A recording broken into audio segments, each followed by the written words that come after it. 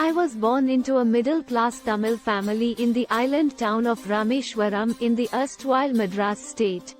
My father, Janul Abdin, had neither much formal education nor much wealth. Despite these disadvantages, he possessed great innate wisdom and a true generosity of spirit. He had an ideal helpmate in my mother, Ashiyama.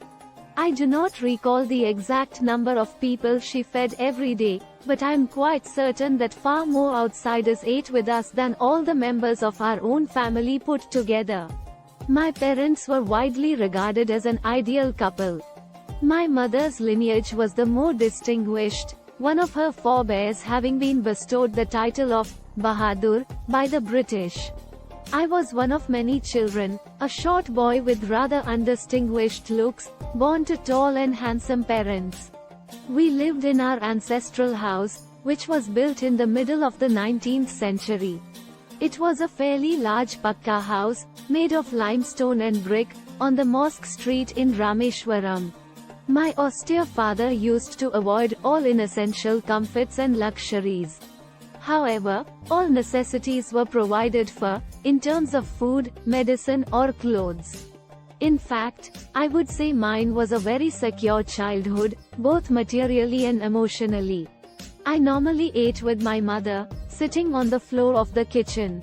She would place a banana leaf before me, on which she then ladled rice and aromatic sambar, a variety of sharp, homemade pickles and a dollop of fresh coconut chutney. The famous Shiva temple, which made Rameshwaram so sacred to pilgrims, was about a 10-minute walk from our house. Our locality was predominantly Muslim, but there were quite a few Hindu families too, living amicably with their Muslim neighbors. There was a very old mosque in our locality where my father would take me for evening prayers. I had not the faintest idea of the meaning of the Arabic prayers chanted, but I was totally convinced that they reached God. When my father came out of the mosque after the prayers, people of different religions would be sitting outside, waiting for him. Many of them offered bowls of water to my father, who would dip his fingertips in them and say a prayer. This water was then carried home for invalids. I also remember people visiting our home to offer thanks after being cured. My father always smiled and asked them to thank Allah, the benevolent and merciful. The high priest of Rameshwaram temple, Pakshi Lakshmana Sastri, was a very close friend of my father's. One of the most vivid memories of my early childhood is of the two men, each in his traditional attire, discussing spiritual matters. When I was old enough to ask questions, I asked my father about the relevance of prayer. My father told me there was nothing mysterious about prayer. Rather, prayer made possible a communion of the spirit between people. When you pray, he said, you transcend your body and become a part of the cosmos, which knows no division of wealth, age, caste, or creed.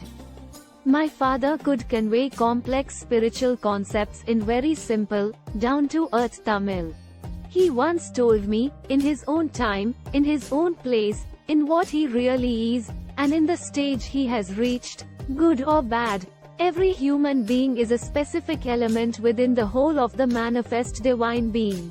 So why be afraid of difficulties, sufferings and problems?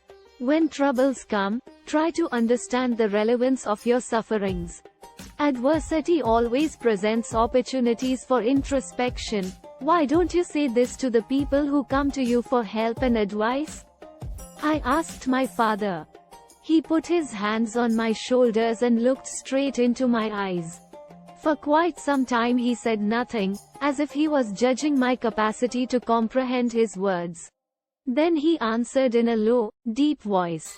His answer filled me with a strange energy and enthusiasm. Whenever human beings find themselves alone, as a natural reaction, they start looking for company. Whenever they are in trouble, they look for someone to help them. Whenever they reach an impasse, they look to someone to show them the way out. Every recurrent anguish, longing, and desire finds its own special helper. For the people who come to me in distress, I am but a go-between in their effort to propitiate demonic forces with prayers and offerings. This is not a correct approach at all and should never be followed.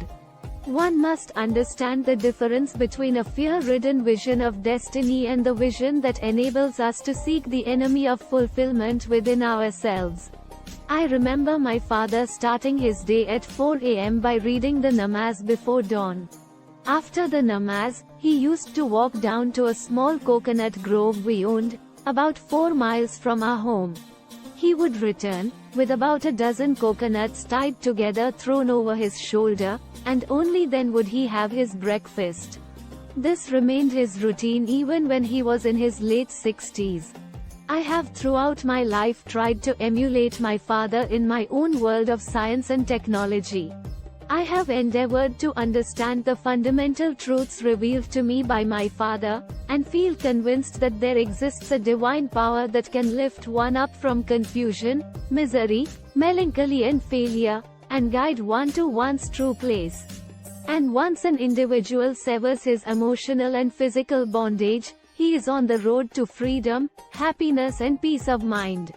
I was about 6 years old when my father embarked on the project of building a wooden sailboat to take pilgrims from Rameshwaram to Dhanuskdi, also called Sethupkarai, and back. He worked at building the boat on the seashore, with the help of a relative, Ahmad Jalaluddin, who later married my sister, Zahara. I watched the boat take shape. The wooden hull and bulkheads were seasoned with the heat from wood fires. My father was doing good business with the boat when, one day, a cyclone bringing winds of over 100 miles per hour carried away our boat, along with some of the land mass of Sethupkarai. The Pamban bridge collapsed with a train full of passengers on it. Until then, I had only seen the beauty of the sea. Now its uncontrollable energy came as a revelation to me. By the time the boat met its untimely end, Ahmad Jalaluddin had become a close friend of mine, despite the difference in our ages. He was about 15 years older than I and used to call me Azad. We used to go for long walks together every evening. As we started from Mosque Street and made our way towards the sandy shores of the island, Jalaluddin and I talked mainly of spiritual matters. The atmosphere of Rameshwaram, with its flocking pilgrims, was conducive to such discussion. Our first halt would be at the imposing temple of Lord Shiva. Circling around the temple with the same reverence as any pilgrim from a distant part of the country, we felt a flow of energy pass through us. Jalaluddin would talk about God as if he had a working partnership with him. He would present all his doubts to God as if he was standing nearby to dispose of them. I would stare at Jalaluddin and then look towards the large groups of pilgrims around the temple, taking holy dips in the sea, performing rituals and reciting prayers with a sense of respect towards the same unknown, whom we treat as the formless Almighty. I never doubted that the prayers in the temple reached the same destination as the ones offered in our mosque. I only wondered whether Jalaluddin had any other special connection to God. Jalaluddin's schooling had been limited, principally because of his family's straitened circumstances. This may have been the reason why he always encouraged me to excel in my studies and enjoyed my success vicariously. Never did I find the slightest trace of resentment in Jalaluddin for his deprivation. Rather, he was always full of gratitude for whatever life had chosen to give him. Incidentally, at the time I speak of, he was the only person on the entire island who could write English. He wrote letters for almost anybody in need, be they letters of application or otherwise. Nobody of my acquaintance, either in my family or in the neighborhood, even had Jalaluddin's level of education or any links of consequence with the outside world. Jalaluddin always spoke to me about educated people, of scientific discoveries, of contemporary literature, and of the achievements of medical science. It was he who made me aware of a brave, new world, beyond our narrow confines. In the humble environs of my boyhood, books were a scarce commodity. By local standards, however, the personal library of Str Manickam, a former revolutionary or militant nationalist, was sizable. He encouraged me to read all I could, and I often visited his home to borrow books. Another person who greatly influenced my boyhood was my first cousin, Samsuddin. He was the sole distributor for newspapers in Rameshwaram. The newspapers would arrive at Rameshwaram station by the morning train from Pamban. Samsuddin's newspaper agency was a one-man organization catering to the reading demands of the 1,000-strong literate population of Rameshwaram town. These newspapers were mainly bought to keep abreast of current developments in the national independence movement, for astrological reference, or to check the bullion rates prevailing in Madras. A few readers with a more cosmopolitan outlook would discuss Hitler, Mahatma Gandhi and Jinnah. Almost all would finally flow into the mighty political current of Periyar F. Ramaswamy's movement against high caste Hindus. Dinamani was the most sought-after newspaper. Since reading the printed matter was beyond my capability, I had to satisfy myself with glancing at the pictures in the newspaper before Samsuddin delivered them to his customers. The Second World War broke out in 1939, when I was 8 years old. For reasons I have never been able to understand, a sudden demand for tamarind seeds erupted in the market. I used to collect the seeds and sell them to a provision shop on Mosque Street. A day's collection would fetch me the princely sum of 1 anna. Jalaluddin would tell me stories about the war which I would later attempt to trace in the headlines in Dinamani. Our area, being isolated, was completely unaffected by the war. But soon India was forced to join the Allied forces and something like a state of emergency was declared. The first casualty came in the form of the suspension of the train halt at Rameshwaram station. The newspapers now had to be bundled and thrown out from the moving train on the Rameshwaram road between Rameshwaram and Dhanuskdi. That forced Samsuddin to look for a helping hand to catch the bundles, and, as if naturally, I filled the slot. Samsuddin helped me earn my first wages. Half a century later, I can still feel the surge of pride in earning my own money for the first time. Every child is born, with some inherited characteristics, into a specific socio-economic and emotional environment, and trained in certain ways by figures of authority. I inherited honesty and self-discipline from my father. From my mother, I inherited faith in goodness and deep kindness, and so did my 3 brothers and sister. But it was the time I spent with Jalaluddin and Samsuddin that perhaps contributed most to the uniqueness of my childhood and made all the difference in my later life. The unschooled wisdom of Jalaluddin and Samsuddin was so intuitive and responsive to non-verbal messages, that I can unhesitatingly attribute my subsequently manifested creativity to their company in my childhood. I had 3 close friends in my childhood, Ramanatha Sastri, Aravindan, and Shivaprakasan. All these boys were from orthodox Hindu Brahmin families.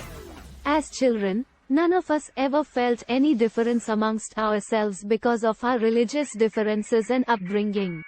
In fact, Ramanatha Sastri was the son of Pakshi Lakshmana Sastri, the high priest of the Rameshwaram temple.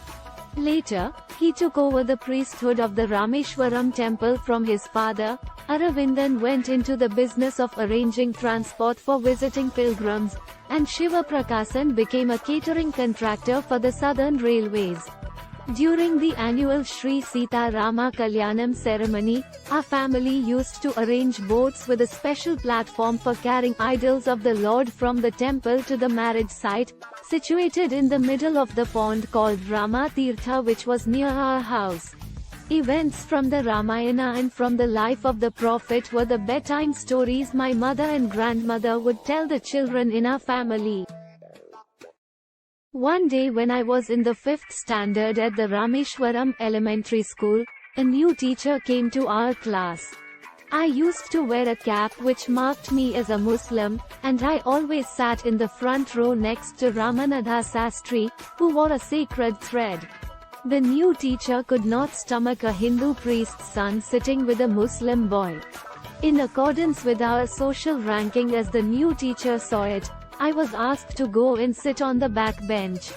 I felt very sad, and so did Ramanatha Sastry. He looked utterly downcast as I shifted to my seat in the last row. The image of him weeping when I shifted to the last row left a lasting impression on me. After school, we went home and told our respective parents about the incident. Lakshmana Sastry summoned the teacher, and in our presence, told the teacher that he should not spread the poison of social inequality and communal intolerance in the minds of innocent children. He bluntly asked the teacher to either apologize or quit the school and the island. Not only did the teacher regret his behavior, but the strong sense of conviction Lakshmana Sastry conveyed ultimately reformed this young teacher. On the whole, the small society of Rameshwaram was highly stratified and very rigid in terms of the segregation of different social groups. However, my science teacher Sivasubramania Iyer, though an orthodox Brahmin with a very conservative wife, was something of a rebel. He did his best to break social barriers so that people from varying backgrounds could mingle easily. He used to spend hours with me and would say, "Kalam, I want you to develop so that you are on par with the highly educated people of the big cities." One day, he invited me to his home for a meal. His wife was horrified at the idea of a Muslim boy being invited to dine in her ritually pure kitchen. She refused to serve me in her kitchen. Sivasubramania Iyer was not perturbed, nor did he get angry with his wife, but instead, served me with his own hands and sat down beside me to eat his meal. His wife watched us from behind the kitchen door. I wondered whether she had observed any difference in the way I ate rice, drank water or cleaned the floor after the meal.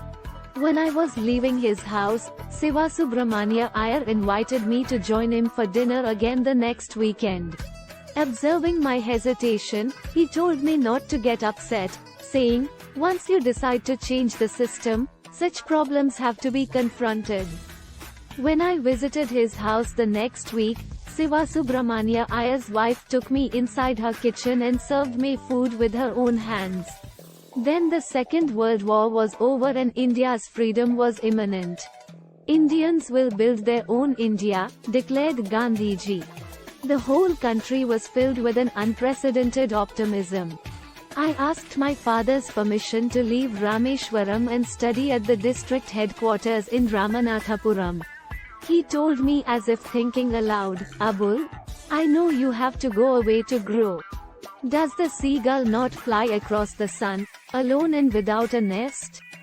You must forego your longing for the land of your memories to move into the dwelling place of your greater desires. Our love will not bind you nor will our needs hold you." He quoted Khalil Gibran to my hesitant mother, "Your children are not your children. They are the sons and daughters of life's longing for itself. They come through you but not from you. You may give them your love but not your thoughts. For they have their own thoughts." He took me and my 3 brothers to the mosque and recited the prayer Al-Fatiha from the Holy Quran. As he put me on the train at Rameshwaram station, he said, "This island may be housing your body but not your soul. Your soul dwells in the house of tomorrow which none of us at Rameshwaram can visit, not even in our dreams. May God bless you, my child." Samsuddin and Ahmad Jalaluddin traveled with me to Ramanathapuram to enroll me in Schwartz High School, and to arrange for my boarding there. Somehow, I did not take to the new setting. The town of Ramanathapuram was a thriving, factious town of some 50,000 people, but the coherence and harmony of Rameshwaram was absent. I missed my home and grabbed every opportunity to visit Rameshwaram. The pull of educational opportunities at Ramanathapuram was not strong enough to nullify the attraction of Poly, a South Indian sweet my mother made. In fact, she used to prepare 12 distinctly different varieties of it, bringing out the flavor of every single ingredient used in the best possible combinations. Despite my homesickness, I was determined to come to terms with the new environment because I knew my father had invested great hopes in my success. My father visualized me as a collector in the making, and I thought it my duty to realize my father's dream, although I desperately missed the familiarity, security and comforts of Rameshwaram. Jalaluddin used to speak to me about the power of positive thinking, and I often recalled his words when I felt homesick or dejected. I tried hard to do as he said, which was to strive to control my thoughts and my mind and, through these, to influence my destiny. Ironically, that destiny did not lead me back to Rameshwaram, but rather, swept me farther away from the home of my childhood.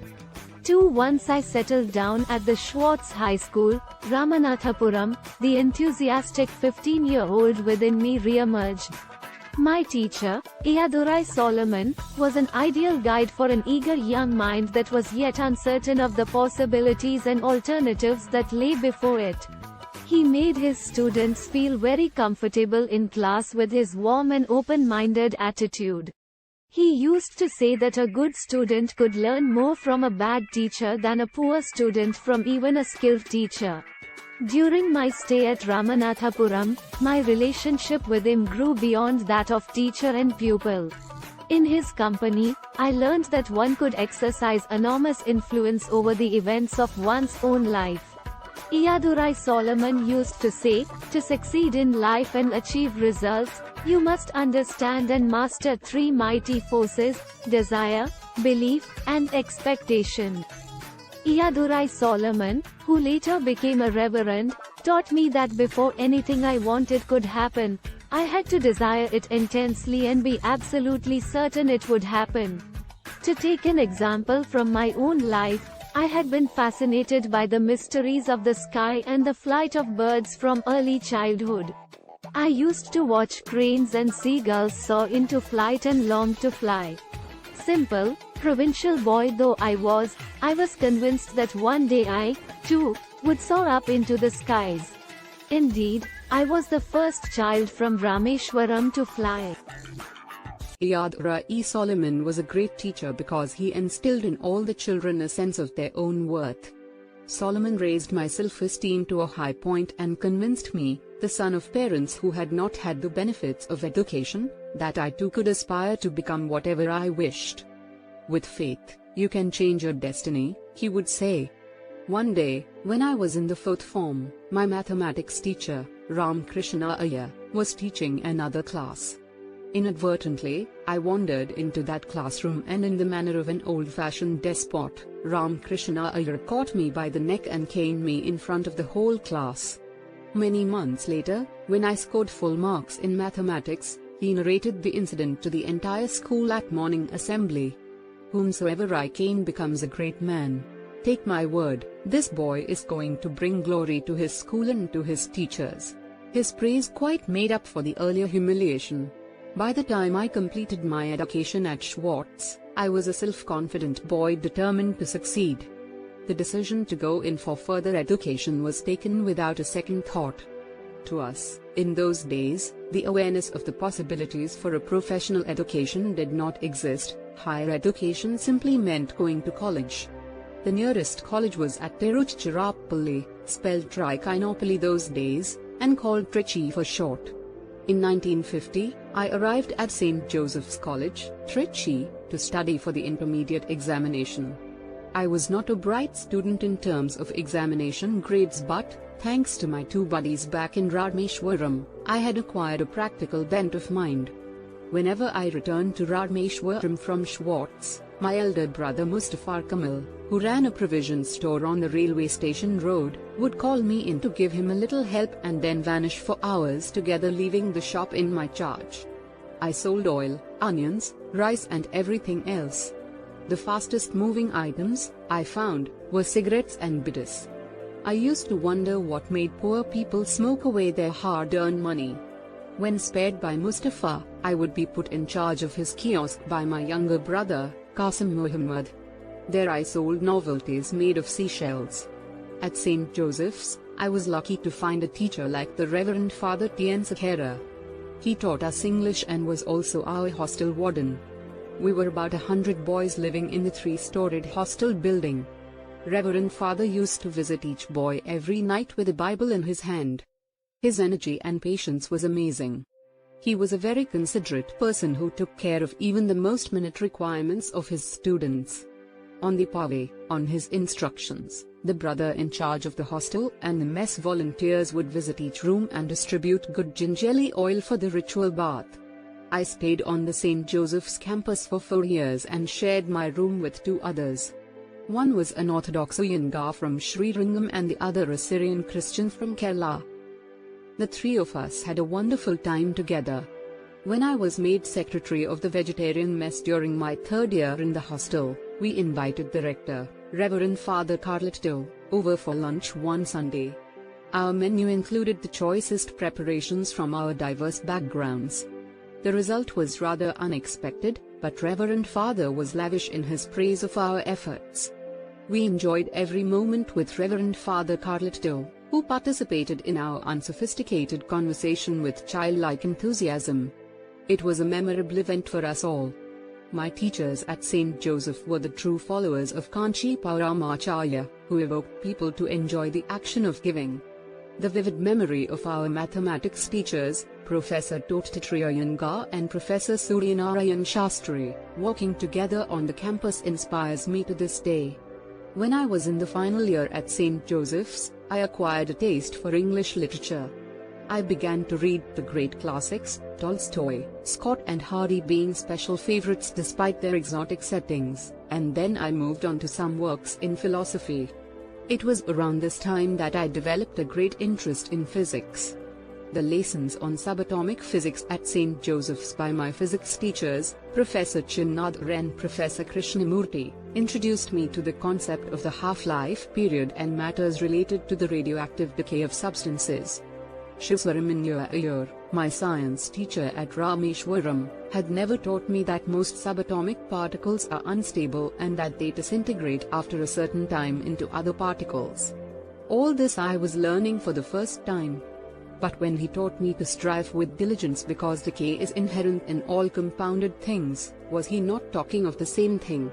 I wonder why some people tend to see science as something which takes man away from God. As I look at it, the path of science can always wind through the heart. For me, science has always been the path to spiritual enrichment and self-realization. Even the rational thought matrices of science have been home to fairy tales. I'm an avid reader of books on cosmology and enjoy reading about celestial bodies. Many friends, while asking me questions related to space flights, sometimes slip into astrology. Quite honestly, I have never really understood the reason behind the great importance attached by people to the faraway planets in our solar system. As an art, I have nothing against astrology, but if it seeks acceptance under the guise of science, I reject it. I do not know how these myths evolved about planets, star constellations, and even satellites, that they can exercise power on human beings. The highly complicated calculations manipulated around the precise movements of celestial bodies, to derive highly subjective conclusions appear illogical to me. As I see it, the Earth is the most powerful and energetic planet. As John Milton puts it so beautifully in Paradise Lost, Book 8. What if the sun be center to the world, and other stars? The planet Earth, so steadfast though she seem, insensibly 3 different motions move. Wherever you go on this planet, there is movement and life. Even apparently inanimate things like rocks, metal, timber, clay are full of intrinsic movement, with electrons dancing around each nucleus. This motion originates in their response to the confinement imposed on them by the nucleus, by means of electric forces which try to hold them as close as possible. Electrons, just like any individual with a certain amount of energy, detest confinement. the tighter the electrons are held by the nucleus, the higher their orbital velocity will be. In fact, the confinement of electrons in an atom results in enormous velocities of about 1000 km per second. These high velocities make the atom appear a rigid sphere, just as a fast-moving fan appears like a disk. It is very difficult to compress atoms more strongly, thus giving matter its familiar solid aspect. Everything solid, thus, contains much empty space within, and everything stationary contains great movement within. It is as though the great dance of Shiva is being performed on earth during every moment of our. When I joined the BSc degree course at St. Joseph's, I was unaware of any other option for higher education. Nor did I have any information about career opportunities available to a student of science. Only after obtaining a BSc did I realize that physics was not my subject. I had to go into engineering to realize my dreams. I could have joined the engineering course long ago, right after finishing my intermediate course. Better late than never, I told myself as I made the detour, applying for admission into the Madras Institute of Technology, MIT, regarded as the crown jewel of technical education in South India. At that time I managed to be on the list of selected candidates, but admission to this prestigious institution was an expensive affair. Around 1,000 rupees was required, and my father could not spare that much money. At that time, my sister, Zohra, stood behind me, mortgaging her gold bangles and chain. I was deeply touched by her determination to see me educated and by her faith in my abilities. I vowed to release her bangles from mortgage with my own earnings. The only way before me to earn money at that point of time was to study hard and get a scholarship. I went ahead at full steam. What fascinated me most at MIT was the sight of 2 decommissioned aircraft displayed there for the demonstration of the various subsystems of flying machines. I felt a strange attraction towards them, and would sit near them long after other students had gone back to the hostel, admiring man's will to fly free in the sky, like a bird. After completing my first year, when I had to opt for a specific branch, I almost spontaneously chose aeronautical engineering. The goal was very clear in my mind now. I was going to fly aircraft. I was convinced of this, despite being aware of my lack of assertiveness, which probably came about because of my humble background. Around this time, I made special efforts to try and communicate with different kinds of people. There were setbacks, disappointments and distractions, but my father's inspiring words anchored me in those periods of nebulous drift. He who knows others is learned, but the wise one is the one who knows himself. Learning without wisdom is of no use. In the course of my education at MIT, 3 teachers shaped my thinking. Their combined contributions formed the foundation on which I later built my professional career. These 3 teachers were Professor Sponder, Professor Kopandala and Professor Narsingh Rao. Each one of them had very distinct personalities, but they shared a common impulse: the capacity to feed their students' intellectual hunger by sheer brilliance and untiring zeal. Professor Sponder taught me technical aerodynamics. He was an Austrian with rich practical experience in aeronautical engineering. During the Second World War, he had been captured by the Nazis and imprisoned in a concentration camp. Understandably, he had developed a very strong dislike for Germans. Incidentally, the aeronautical department was headed by a German, Professor Walter Apj. Another well-known professor, Dr. Kurt Tank, was a distinguished aeronautical engineer who had designed the German Focke-Wulf FW-190 single-seater fighter plane, an outstanding combat aircraft of the Second World War. Dr. Tank later joined the Hindustan Aeronautics Limited, HAL, in Bangalore and was responsible for the design of India's first jet fighter, the HF-24 Marut. Notwithstanding these irritants, Professor Sponder preserved his individuality and maintained high professional standards. He was always calm, energetic and in total control of himself. He kept abreast of the latest technologies and expected his students to do the same. I consulted him before opting for aeronautical engineering. He told me that one should never worry about one's future prospects. Instead, it was more important to lay sound foundations, to have sufficient enthusiasm and an accompanying passion for one's chosen field of study. The trouble with Indians, Professor Sponder used to observe, was not that they lacked educational opportunities or industrial infrastructure, the trouble was in their failure to discriminate between disciplines and to rationalize their choices. Why aeronautics? Why not electrical engineering? Why not mechanical engineering? I myself would like to tell all novitiate engineering students that when they choose their specialization, the essential point to consider is whether the choice articulates their inner feelings and aspirations. Professor Dr.Apj taught me aerostructure design and analysis. He was a cheerful, friendly and enthusiastic teacher, who brought a fresh approach to every year's teaching course. It was Professor Dr.Apj who opened up the secrets of structural engineering to us. Even today I believe that everyone who has been taught by Professor Dr.Apj would agree that he was a man of great intellectual integrity and scholarship, but with no trace of arrogance. His students were free to disagree with him on several points in the classroom. Professor Narasimha Rao was a mathematician, who taught us theoretical aerodynamics. I still remember his method of teaching fluid dynamics. After attending his classes, I began to prefer mathematical physics to any other subject. Often, I have been told I carry a surgical knife to aeronautical design reviews. If it had not been for Professor Rao's kind and persistent advice on picking up proofs to equations of aerodynamic flow, I would not have acquired this metaphorical tool. Aeronautics is a fascinating subject, containing within it the promise of freedom. The great difference between freedom and escape, between motion and movement, between slide and flow are the secrets of this science. My teachers revealed these truths to me. Through their meticulous teaching, they created within me an excitement about aeronautics. Their intellectual fervor, clarity of thought and passion for perfection helped me to launch into a serious study of fluid dynamics, modes of compressible medium motion, development of shock waves and shock-induced flow separation at increasing speeds, shock stall and shock wave drag. Slowly, a great amalgamation of information took place in my mind. The structural features of airplanes began to gain new meanings: biplanes, monoplanes, tailless planes, canard-configured planes, delta-wing planes, all these began to assume increasing significance for me. The three teachers, all of them authorities in their different fields, helped me to mold a composite knowledge. My third and last year at MIT was a year of transition and was to have a great impact on my later life.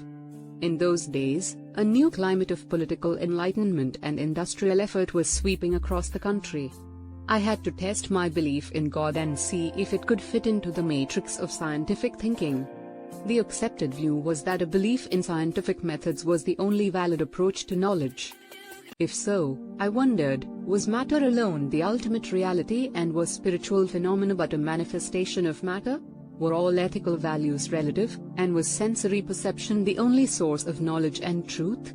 I wondered about these issues, attempting to sort out the vexing question of scientific temper and my own spiritual interests. The value system in which I had been nurtured was profoundly religious. I had been taught that true reality lay beyond the material world in the spiritual realm, and that knowledge could be obtained only through inner experience. Meanwhile, when I had finished my coursework, I was assigned a project to design a low-level attack aircraft together with 4 other colleagues. I had taken up the responsibility of preparing and drawing the aerodynamic design. My teammates distributed among themselves the tasks of designing the propulsion, structure, control and instrumentation of the aircraft. One day, my design teacher, Professor Srinivasan, then the director of the MIT, reviewed my progress and declared it dismal and disappointing. I offered a dozen excuses for the delay, but none of them impressed Professor Srinivasan. I finally pleaded for a month's time to complete the task. The professor looked at me for some time and said, "Look, young man, today is Friday afternoon. I give you 3 days' time. If by Monday morning I don't get the configuration drawing, your scholarship will be stopped." I was dumbstruck. The scholarship was my lifeline, and I would be quite helpless if it was withdrawn. I could see no other way out but to finish the task as I had been instructed. That night, I remained at the drawing board, skipping dinner. Next morning, I took only an hour's break to freshen up and eat a little food. On Sunday morning, I was very near completion, when suddenly I felt someone else's presence in the room. Professor Srinivasan was watching me from a distance. Coming straight from the gym corner, he was still in his tennis outfit and had dropped in to see my progress. After examining my work, Professor Srinivasan hugged me affectionately and patted my back in appreciation. He said, "I knew I was putting you under stress and asking you to meet an impossible deadline. I never expected you to perform so well." During the rest of the period of the project, I participated in an essay competition organized by the MIT Tamil Sangam Literary Society. Tamil is my mother tongue and I am proud of its origins, which have been traced back to sage Agastya in the pre-Ramayana period. Its literature dates back to the 5th century BC. It is said to be a language molded by lawyers and grammarians and is internationally acclaimed for its clear-cut logic. I was very enthusiastic about ensuring that science did not remain outside the purview of this wonderful language. I wrote an article entitled "Let Us Make Our Own Aircraft" in Tamil. The article evoked much interest and I won the competition, taking the first prize from Devan, the editor of the popular Tamil weekly, Anandavi Cotton. My most touching memory of MIT is related to Professor Sponder. We were posing for a group photograph as part of a farewell ritual. All the graduating students had lined up in 3 rows with the professor seated in the front. Suddenly, Professor Sponder got up and looked for me. I was standing in the 3rd row. "Come and sit with me in the front," he said. I was taken aback by Professor Sponder's invitation. "You are my best student and hard work will help you bring a great name for your teachers in future." Embarrassed by the praise but honored by the recognition, I sat with Professor Sponder for the photograph. "Let God be your hope, your stay, your guide and provide the lantern for your feet in your journey into the future," said the introverted genius, bidding me adieu. From MIT, I went to Hindustan Aeronautics Limited, HAL, at Bangalore as a trainee. There I worked on engine overhauling as part of a team. Hands-on work on aircraft engine overhauling was very educative. When a principle learned in the classroom is borne out by practical experience, it creates a strange sense of excitement, akin to unexpectedly running into an old friend among a crowd of strangers. At HAL, I worked on the overhauling of both piston and turbine engines. The hazy concepts of gas dynamics and diffusion processes in the working principle of afterburning came into sharper focus in my mind.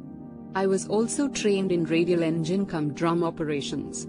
I learned how to check a crankshaft for wear and tear, and a connecting rod and crankshaft for twist. I did calibrations of a fixed-dot pitch fan fitted to a supercharged engine.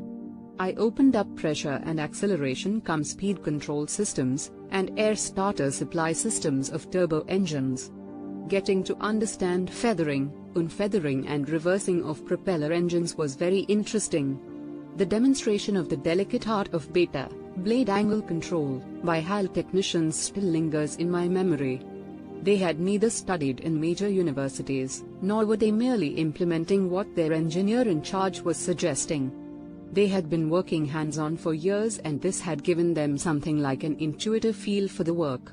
2 alternative opportunities for employment, both close to my long-standing dream of flying, presented themselves before me when I came out of HAL as a graduate aeronautical engineer.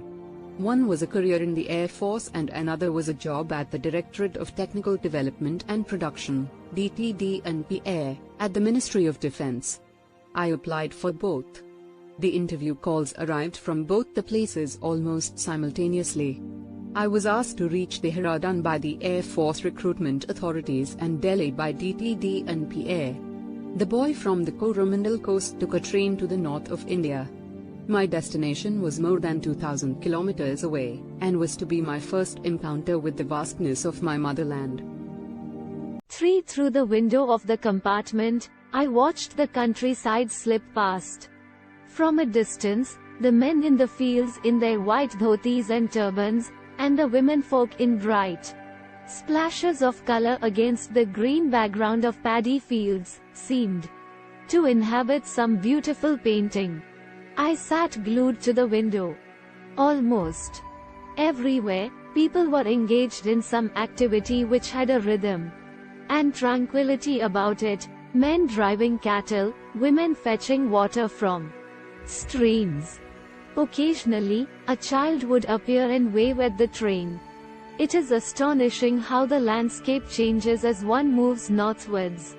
The rich and fertile plains of the river Ganga and its numerous tributaries have invited invasion, turmoil, and change. Around 1500 BC, fair-skinned Aryans swept in through the mountain passes from the far northwest. The 10th century brought Muslims, who later mingled with the local people and became an integral part of this country. One empire gave way to another. Religious conquests continued. All this time, the part of India south of the Tropic of Cancer remained largely untouched, safe behind the shield of the Vindhya and Satpura mountain ranges. The Narmada, Tapti, Mahanadi, Godavari, and Krishna rivers had woven a net of almost unassailable protection for the tapering Indian peninsula. To bring me to Delhi, my train had crossed all these geographical impediments through the power of scientific advancement. I halted for a week in Delhi, the city of the great Sufi saint Hazrat Nizamuddin, and appeared for the interview at DTDNP. I did well at the interview. The questions were of a routine nature, and did not challenge my knowledge of the subject. Then I proceeded to Dehra, done for my interview at the Air Force Selection Board. At the selection board, the emphasis was more on personality than on intelligence. Perhaps they were looking for physical fitness and an articulate manner. I was excited but nervous, determined but anxious, confident but tense. I could only finish 9th in the batch of 25 examined to select 8 officers for commissioning in the Air Force. I was deeply disappointed. It took me some time to comprehend that the opportunity to join the Air Force had just slipped through my fingers. I dragged myself out of the selection board and stood at the edge of a cliff. There was a lake far below. I knew that the days ahead would be difficult. There were questions to be answered and a plan of action to be prepared. I trekked down to Rishikesh. I bathed in the Ganga and reveled in the purity of its water. Then, I walked to the Shivananda ashram situated a little way up the hill. I could feel intense vibrations when I entered. I saw a large number of sadhus seated all around in a state of trance. I had read that sadhus were psychic people who know things intuitively, and, in my dejected mood, I sought answers to the doubts that troubled me. I met Swami Shivananda, a man who looked like a Buddha, wearing a snow-white dhoti and wooden slippers. He had an olive complexion and black, piercing eyes. I was struck by his irresistible, almost child-like smile and gracious manner. I introduced myself to the Swamiji. My Muslim name aroused no reaction in him. Before I could speak any further, he inquired about the source of my sorrow. He offered no explanation of how he knew that I was sad, and I did not ask. I told him about my unsuccessful attempt to join the Indian Air Force and my long-cherished desire to fly. He smiled, washing away all my anxiety almost instantly. Then he said in a feeble, but very deep voice, "Desire, when it stems from the heart and spirit, when it is pure and intense, possesses awesome electromagnetic energy. This energy is released into the ether each night, as the mind falls into the sleep state. Each morning it returns to the conscious state reinforced with the cosmic currents. That which has been imaged will surely and certainly be manifested. You can rely, young man, Upon this ageless promise as surely as you can rely upon the eternally unbroken promise of sunrise, and of spring. When the student is ready, the teacher will appear. How true!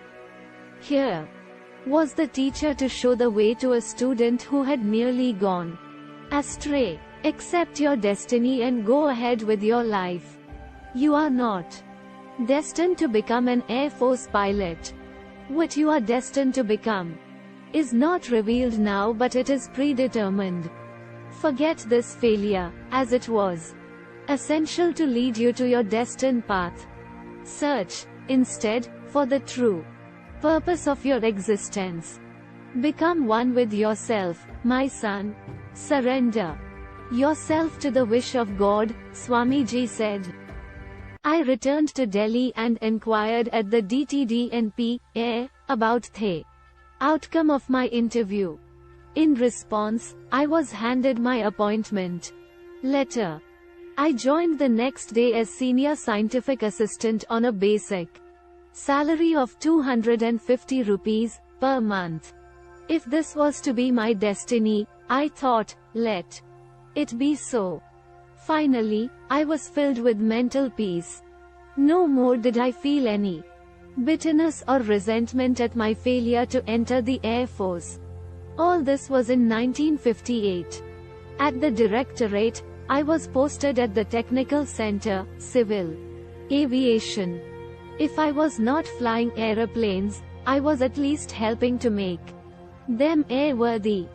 During my first year in the Directorate, I carried out a design assignment on supersonic target aircraft with the help of the officer in charge, R. Vardharajan, and won a word of praise from the director, Dr. Neelakantan. To gain shop floor exposure to aircraft maintenance, I was sent to the Aircraft and Armament Testing Unit, ANATU, at Kanpur. At that time, they were involved in a tropical evaluation of NAT-MKI aircraft. I participated in the performance assessment of its operation systems. Even in those days, Kanpur was a very populous city. It was my first experience of living in an industrial town. The cold weather, crowds, noise and smoke were in total contrast to what I was used to in Rameshwaram. I was particularly troubled by the ubiquitous presence of potatoes on the dining table, right from breakfast to dinner. To me, it seemed that a feeling of loneliness pervaded the city. The people on the streets had all come from their villages in search of jobs in factories, leaving behind the smell of their soil and the protection of their families. On my return to Delhi, I was informed that the design of a dart target had been taken up at the DTDNP, and that I had been included in the design team. I completed this task with the other team members. Then, I undertook a preliminary design study on a human centrifuge. I later carried out the design and development of a vertical takeoff and landing platform. I was also associated with the development and construction of the hot cockpit. 3 years passed. Then the Aeronautical Development Establishment, AID, was born in Bangalore and I was posted to the new establishment. Bangalore as a city was in direct contrast to Kanpur. In fact, I feel our country has an uncanny way of bringing out extremes in her people. I suppose it is because Indians have been both afflicted and enriched by centuries of migrations. Loyalty to different rulers has dulled our capacity for a single allegiance. Instead, we have developed an extraordinary ability to be compassionate and cruel, sensitive and callous, deep and fickle, all at the same time. To the untrained eye, we may appear colorful and picturesque. To the critical eye, we are but shoddy imitations of our various masters. In Kanpur, I saw pan-chewing imitations of Wajid Ali. Shah, and in Bangalore it was replaced by dog-walking sahibs. Here, too, I longed for the depth and calmness of Rameshwaram. The relationship between the heart and the head of an earthy Indian has been eroded by the divided sensibilities of our cities. I spent my evenings exploring the gardens and shopping plazas of Bangalore. The workload at AID during the first year of its inception was quite light. In fact, I had to generate work for myself at first, until the tempo gradually built up. Based on my preliminary studies on ground handling equipment, a project team was formed to design and develop an indigenous hovercraft prototype as a ground equipment machine, GEM. The team was a small working group, comprising 4 persons at the level of scientific assistant. Dr.Apj director of the AID, asked me to lead the team. We were given 3 years to launch the engineering model. The project was, by any standards, bigger than our collective capabilities.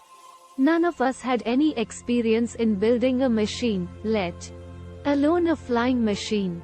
There were no designs or standard components available to begin with. All we knew was that we had to make a successful, heavier than air flying machine. We tried to read as much literature as we could find on hovercrafts, but there was not much available. We tried to consult people knowledgeable in this area, but could find none. One day, I simply took the decision to proceed with the limited information and resources available. This endeavor to produce a wingless, light, swift machine opened the windows of my mind. I was quick to see at least a metaphorical connection between a hovercraft and an aircraft. After all, the Wright brothers made the first aeroplane after fixing bicycles for 7 years. I saw in the GEM project great opportunities for ingenuity and growth. We went straight into hardware development after spending a few months on the drawing board. There is always the danger that a person with my kind of background, rural or small town, middle class, whose parents had limited education, will retreat into a corner and remain there struggling for bare existence, unless some great turn of circumstance propels him into a more favorable environment. I knew I had to create my own opportunities. Part by part, subsystem by subsystem, stage by stage, things started moving. Working on this project, I learned that once your mind stretches to a new level, it never goes back to its original dimension. At that time V.K. Krishna Menon was the defense minister. He was keenly interested in the progress of our small project, which he envisioned as the beginning of the indigenous development of India's defense equipment. Whenever he was in Bangalore, he always found some time to review the progress of our project. His confidence in our ability ignited our enthusiasm. I would enter the assembly shop leaving my other problems outside, just as my father used to enter the mosque for prayer, leaving his shoes outside. But not everyone accepted Krishna Menon's opinion about GEM. Our experiments with the available parts and components did not exactly delight my senior colleagues. Many even called us a group of eccentric inventors in pursuit of an impossible dream. I, being the leader of the navvies, was a particularly inviting target. I was regarded as yet another country bumpkin who believed that riding the air was his domain. The weight of opinion against us buttressed my ever-optimistic mind. The comments of some of the senior scientists at AID made me recall John Trowbridge's famous satirical poem on the Wright brothers, published in 1896. With thimble and thread and wax and hammer, and buckles and screws, and all such things as geniuses use, 2 bats for patterns, curious fellows, a charcoal pot and a pair of bellows. When the project was about a year old, Defense Minister Krishna Menon made one of his routine visits to AID. I escorted him into our assembly shop. Inside, on a table lay the gem model broken down into sub-assemblies. The model represented the culmination of 1 year's untiring efforts to develop a practical hovercraft for battlefield applications. The minister fired one question after another at me, determined to ensure that the prototype would go into test flight within the coming year. He told Dr. Mediratta, "Gem flight is possible with the gadgets Kalam now possesses." The hovercraft was christened Nandi, after the bull ridden by Lord Shiva. For a prototype, its form, fit and finish was beyond our expectation, given the rudimentary infrastructure we possessed. I told my colleagues, "Here is a flying machine, not constructed by a bunch of cranks but by engineers of ability.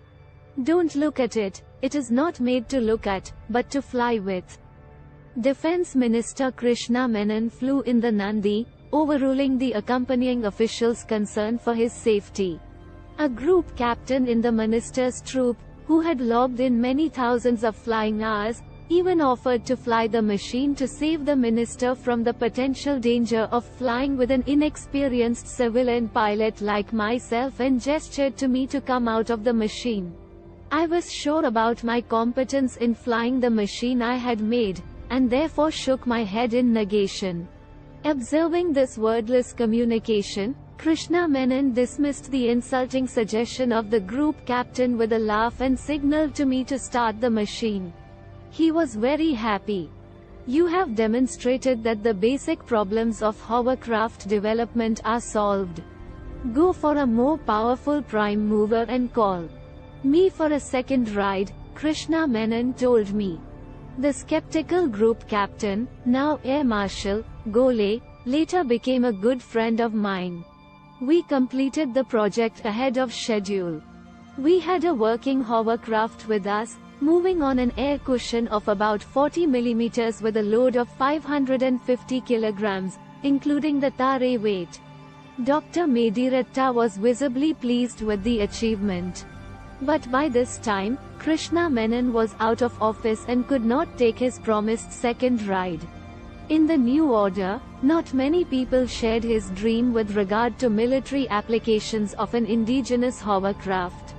In fact, even today, we import hovercrafts. The project was mired in controversies and was finally shelved. It was a new experience for me. So far, I had believed that the sky was the limit, but now it appeared that the limits were much closer. There are boundaries that dictate life. You can only lift so much weight, you can only learn so fast, you can only work so hard, you can only go so far. I was unwilling to face reality. I had put my heart and soul into Nandi. That it would not be used was something beyond my comprehension. I was disappointed and disillusioned. In this period of confusion and uncertainty, memories from my childhood came back to me and I discovered new meanings in them. Pakshi Sastri used to say, "Seek the truth, and the truth shall set you free." As the Bible says, "Ask and you shall receive." It did not happen immediately, but it happened nevertheless. One day, Dr. Mediratta called me. He inquired about the state of our hovercraft. When told that it was in perfect condition to be flown, he asked me to organize a demonstration for an important visitor the next day. No VIP was scheduled to visit the laboratory during the next week as far as I knew. However, I communicated Dr. Mediratta's instructions to my colleagues and we felt a new surge of hope. The next day Dr. Mediratta brought a visitor to our hovercraft, a tall, handsome, bearded man. He asked me several questions about the machine. I was struck by the objectivity and clarity of his thinking. "Can you give me a ride in the machine?" he inquired. His request filled me with joy. Finally, here was someone who was interested in my work. We took a 10-minute ride in the hovercraft, a few centimeters above the ground. We were not flying, but were definitely floating in the air. The visitor asked me a few questions about myself, thanked me for the ride and departed. But not before introducing himself. He was Professor M.G.K. Menon, Director of the Tata Institute of Fundamental Research, TIFR. After a week, I received a call from the Indian Committee for Space Research, in INCOSPAR, to attend an interview for the post of rocket engineer. All I knew about INCOSPAR at that time was that it was formed out of the TIFR talent pool at Bombay, now Mumbai, to organize space research in India. I went to Bombay to attend the interview. I was unsure about the type of questions I would have to face at the interview. There was hardly any time to read up or talk to any experienced person. Lakshmana Shastri's voice quoting from the Bhagavad Gita echoed in my ears, "All beings are born to delusion, overcome by the dualities which arise from wish and hate. But those men of virtuous deeds in whom sin has come to an end, freed from the delusion of dualities, worship me steadfast in their vows." I reminded myself that the best way to win was to not need to win. The best performances are accomplished when you are relaxed and free of doubt. I decided to take things as they came. Since neither Professor M.G.K. Menon's visit nor the call for an interview had been of my making, I decided this was the best attitude to take. I was interviewed by Dr. Vikram Sarabhai along with Professor M.G.K. Menon and Mr. Saraf, then the Deputy Secretary of the Atomic Energy Commission. As I entered the room, I sensed their warmth and friendliness. I was almost immediately struck by Dr. Sarabhai's warmth. There was none of the arrogance or the patronizing attitudes which interviewers usually display when talking to a young and vulnerable candidate. Dr. Sarabhai's questions did not probe my existing knowledge or skills, rather they were an exploration of the possibilities I was filled with. He was looking at me as if in reference to a larger whole. The entire encounter seemed to me a total moment of truth, in which my dream was enveloped by the larger dream of a bigger person. I was advised to stay back for a couple of days. However, the next evening I was told about my selection. I was to be absorbed as a rocket engineer at INCOSPAR. This was a breakthrough a young man like myself dreamed of. My work at INCOSPAR commenced with a familiarization course at the TIFR Computer Center. The atmosphere here was remarkably different from that at DTD and PAIR. Labels mattered very little. There was no need for anyone to justify his position or to be at the receiving end of the other's hostility.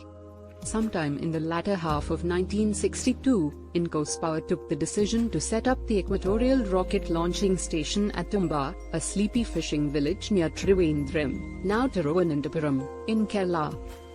Dr. Chitnis of the Physical Research Laboratory, Ahmedabad had spotted it as a suitable location as it was very close to the Earth's magnetic equator. This was the quiet beginning of modern rocket-based research in India. The site selected at Tumba lay between the railway line and the sea coast, covering a distance of about 2.5 km and measuring about 600 acres. Within this area, stood a large church, whose site had to be acquired. Land acquisition from private parties is always a difficult and time-consuming process, especially in densely populated places like Kerala. In addition, there was the delicate matter of acquiring a site of religious significance. The collector of Trivandrum then, K. Madhavanaya, executed this task in a most tactful, peaceful and expeditious manner, with the blessings and cooperation of Right Reverend Dr. D. Rera, who was the Bishop of Trivandrum in 1962. Soon R.D. John, the executive engineer of the Central Public Works Department, CPWD, had transformed the entire area. The St. Mary Magdalene Church housed the first office of the Tumba Space Center. The prayer room was my first laboratory, the bishop's room was my design and drawing office. To this day, the church is maintained in its full glory and, at present, houses the Indian Space Museum. Very soon after this, I was asked to proceed to America for a 6-month training program on sounding rocket launching techniques, at the National Aeronautics and Space Administration, NASA, work centers. I took some time off before going abroad and went to Rameshwaram.